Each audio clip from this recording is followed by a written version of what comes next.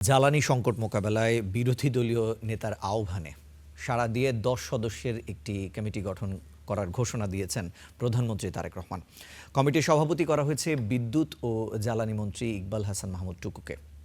জাতীয় সংকট ইস্যুতে সরকার ও বিরোধী দলের এমন উদ্যোগ মানুষের মনে আশার সঞ্চার করবে বলে প্রশংসা করেছেন স্পিকার হাফিজ উদ্দিন আহমদ। বুধবারের সংসদ অধিবেশনে দেশের চলমান জ্বালানি সংকট মোকাবেলায় সরকার ও বিরোধী দলের সদস্যদের নিয়ে একটি কমন কমিটি করার প্রস্তাব দেন বিরোধী দলীয় নেতা শফিকুর রহমান। কমন প্ল্যাটফর্ম থেকে অ্যাড্রেস করতে পারতাম, মানুষ একটা আস্থার জায়গা খুঁজে পেত। জবাবে প্রস্তাবটি বিবেচনায় নেয়ার আশ্বাস দিয়েছিলেন প্রধানমন্ত্রী তারেক রহমান। আমরা বসবো, আমরা আলোচনা করব। বৃহস্পতিবার অধিবেশনেই সে আশ্বাস বাস্তবায়নে সাড়া দিলেন প্রধানমন্ত্রী। বিরোধী দলীয় নেতার আহ্বানে প্রধানমন্ত্রী বলেন, দেশের স্বার্থে যে কারোর সঙ্গেই আলোচনার জন্য প্রস্তুত তার দল। এ লক্ষ্যে বিদ্যুৎ ও জ্বালানি মন্ত্রী ইকবাল মাহমুদকে সভাপতি করে ৫ সদস্যের একটি কমিটি করার ঘোষণা দেন প্রধানমন্ত্রী।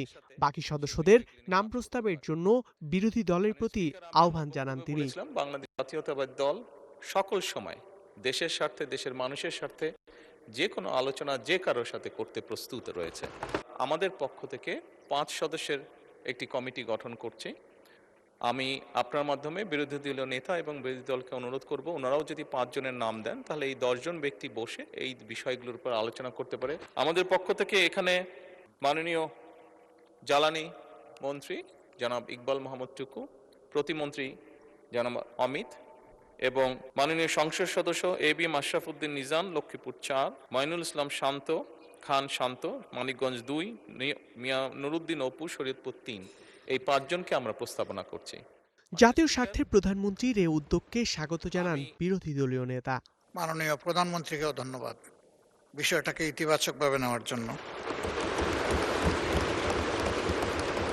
আমরা আশা করি এই সংসদ জাতীয় সকল সমস্যা সমাধানের কেন্দ্রবিন্দু হবে ইনশাআল্লাহ, এবং আমরা মনে করি এই সংসদের জন্য এটি একটি নবযাত্রা। এটাকে আমি সাধুবাদ জানাই। জাতীয় সংকটের মতো ইস্যুতে সরকারি ও বিরোধী দলের এই ঐক্যবদ্ধ উদ্যোগের প্রশংসা করেন স্পিকার হাফিজ উদ্দিন আহমদ। আপনাদের এই বক্তব্যের ফলে জনগণের মনে অনেক আশার সঞ্চার হয়েছে। সরকার এবং বিরোধী দল এইভাবে যদি সহযোগিতার মাধ্যমে অগ্রসর হয়, দেশের যে কোনো সমস্যার সমাধান করা সম্ভব। ধ্রুব ইকরামুল, স্টার নিউজ, ঢাকা।